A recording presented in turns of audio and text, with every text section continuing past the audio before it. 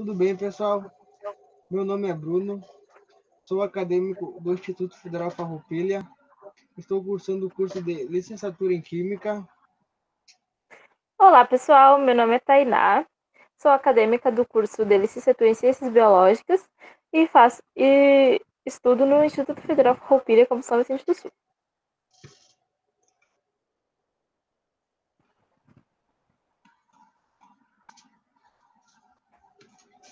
Juntos iremos falar um pouquinho da história de Hiroshima e Nagasaki, iremos contextualizar a parte química das bombas, iremos falar sobre a parte biológica e iremos fazer uma relação com Chernobyl.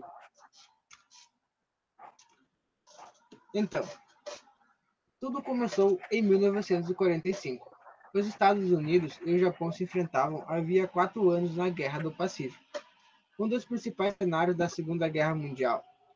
Em 26 de julho daquele ano, o presidente dos Estados Unidos, Harry Truman, deu um ultimato aos japoneses, exigindo uma rendição incondicional. Do contrário, disse que enfrentaria uma destruição rápida e absoluta. A mensagem de Truman não mencionava o uso de bombas nucleares. No entanto, essas armas já faziam parte do arsenal que estava à disposição dos Estados Unidos para decidir o conflito a seu favor. E, em 16 de julho de 1945, os Estados Unidos testaram com sucesso a bomba Trinity, a primeira arma nuclear a ser detonada no mundo. Como vocês podem ver aqui a imagem da bomba Trinity e aqui da explosão dela. A discussão entre os militares não era sobre se a bomba seria usada, mas sobre como seria usada. E a forma mais eficiente de usá-la era aquela que levasse o Japão a se render. As razões que levaram os Estados Unidos a lançarem as bombas atômicas sobre Hiroshima e Nagasaki ainda são objeto de debate, mas as consequências disso são evidentes até hoje. Vamos falar primeiro da cidade de Hiroshima, no qual a devastação aconteceu no dia 6 de agosto de 1945, às 8h15 da manhã. Hiroshima, como vocês podem ver aqui na imagem, situa-se no Japão. O primeiro alvo escolhido foi Hiroshima, como havia falado. A cidade ela havia sido bombardeada antes, por isso era um bom lugar para se observar os efeitos da bomba. Além disso, era a sede de uma base militar. Tudo aconteceu através do Enola Gay, um bombardeiro B-29, pilotado pelo coronel Paul Tibbets, que sobrevoava Hiroshima a cerca de 9,5 km de altura, quando soltou a bomba Little Boy, que explodiu no ar, a aproximadamente 600 metros do solo. Como vocês podem ver, aqui temos a imagem do bombardeiro e aqui da bomba Little Boy. E como que funciona o mecanismo da bomba Little Boy? Bom, o mecanismo interno da Little Boy funcionava como uma pistola que disparava um projétil de urânio 235 na direção de um alvo do mesmo material. Como vocês podem ver, a pistola ela é feita de explosivos convencionais, no qual eles vão explodir e vão empurrar o cilindro do urânio 235, no qual ele colide com o alvo para dar início à fissão. No qual vocês podem ver, isso daqui irá vir por aqui e colidir no alvo do urânio, dando início à fissão. A bomba tem 3 metros de comprimento, 70 centímetros de altura e tem o peso de 4.400 kg. Então, ao se chocarem, os núcleos dos átomos das duas peças se partiram em um processo chamado de fissão. Essa fissão dos núcleos ocorre de maneira consecutiva, gerando uma reação em cadeia que libera energia e causa uma explosão. Para entendermos melhor como que é o processo de fissão, vocês podem observar essa imagem, no qual um nêutron incidente ele irá se chocar com o núcleo fissionável, no qual irá ocorrer uma divisão do núcleo, e após isso ele irá liberar energia, terá uma grande liberação de energia do produto da fissão. E novamente, após a divisão do núcleo, irão outros nêutrons incidentes se chocarem e acontecerá uma nova divisão e uma nova liberação de energia.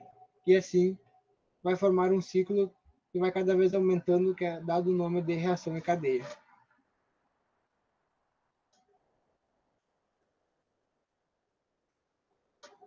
A Little Boy transportava 64 kg de urânio-235, mas a fissão teria ocorrido em somente 1,4% dessa carga. Ainda assim, a explosão teve uma força equivalente a 15 mil toneladas de dinamite. Para se ter uma ideia, 1 kg de TNT é suficiente para destruir um carro. Então vocês imaginem 15 mil toneladas de dinamite. É uma explosão muito grande. A explosão causou uma onda de calor de mais de 4.000 graus em um raio de cerca de 4,5 km. Como vocês podem ver, aqui na imagem nós temos um marco zero, bem aqui onde ocorreu a explosão, e num raio de 0,36 km houve uma destruição quase que total. Num raio de 4,5 km, cerca de 50% dos sobreviventes morreram por exposição à radiação.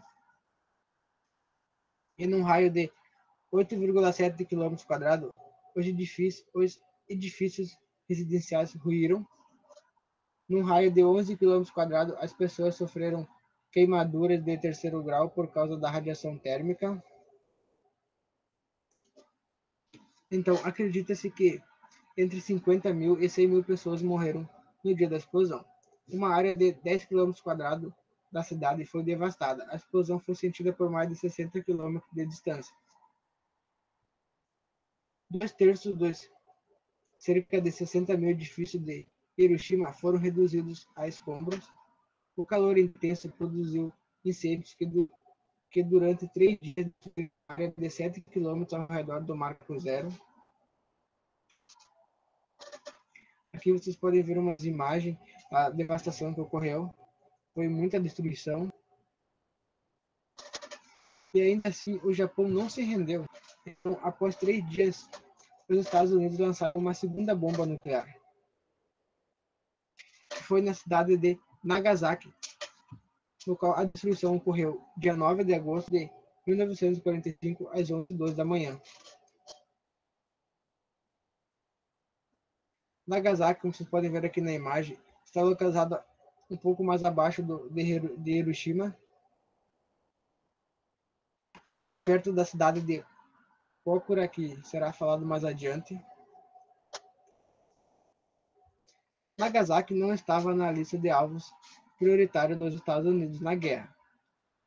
Ela era um objetivo secundário, por causa de sua topografia acidentada e da proximidade de um campo de prisioneiros de guerra aliados. Entre os alvos principais estava Kokura, que era aquele pontinho que eu mostrei no mapa, uma cidade com zonas industriais e urbanas em terrenos relativamente planos. Mas no dia do ataque, Kokura amanheceu coberta de neblina e fumaça, e de acordo com o relato dos pilotos, a tripulação tinha a ordem de escolher visualmente um alvo que maximizasse o alcance explosivo da bomba. Foi por isso que eles foram a Nagasaki. Tudo aconteceu através do bombardeiro Bockscar, um B-29 pilotado pelo Major Charles Schwenner, é assim que se fala, lançou a bomba Fatman, que explodiu a 500 metros do solo. Como vocês podem ver, temos imagem do bombardeiro e da bomba Fatman. E como que funciona o mecanismo da bomba Fatman? Bom, ela tem um mecanismo de implosão. Funciona assim. Primeiro tem um iniciador, essa parte aqui, vermelhinha, no qual libera os nêutrons para começar a fissão. Após tem o núcleo de plutônio 239, que é essa parte azul, no qual o material passivo de fissão que gera a reação em cadeia, como nós vimos antes, como funciona a reação em cadeia. Após temos um refletor de nêutrons, que é essa parte branca, que aumenta a eficiência da reação em cadeia, dando mais potência e rapidez. E por último temos explosivos convencionais, que é essa parte amarela, que ele cria uma implosão que comprime o núcleo para que a fissão ocorra no caso da pressão, assim aumentando muito a potência e destruição da bomba. Ela possui 3,5 metros de comprimento, 1,2 metros de altura, e ela pesa 4.656. É um pouco mais pesada que a Little Boy, com 4.400. A bomba Fatman era feita de plutônio 239. O material era mais fácil de ser obtido e mais eficiente do que o urânio, mas sua utilização requeria um mecanismo mais complexo. O plutônio 239 ele não era puro. Isso poderia detonar uma reação em cadeia prematura que reduziria muito o potencial explosivo da bomba. Foi usado um mecanismo de implosão para ativar a bomba antes que essa fissão espontânea ocorresse. Foi o suficiente para liberar uma energia equivalente a 21.000 toneladas de dinamite. Como vocês podem ver, ela é bem mais forte que a primeira bomba, que foi a Little Boy, com apenas 16.000. A explosão foi mais forte que a de Hiroshima, mas a localização de Nagasaki, dividida entre dois vales, limitou a área de destruição. Mesmo assim, calcula-se que entre 28.000 e 49.000 pessoas tenham morrido no dia da explosão. Em Nagasaki, a bomba destruiu uma área de 7,7 km². Cerca de 40% da cidade ficou em ruínas. Escolas, igrejas, casas e hospitais viraram escombros. Agora a colega irá continuar a falar sobre Nagasaki.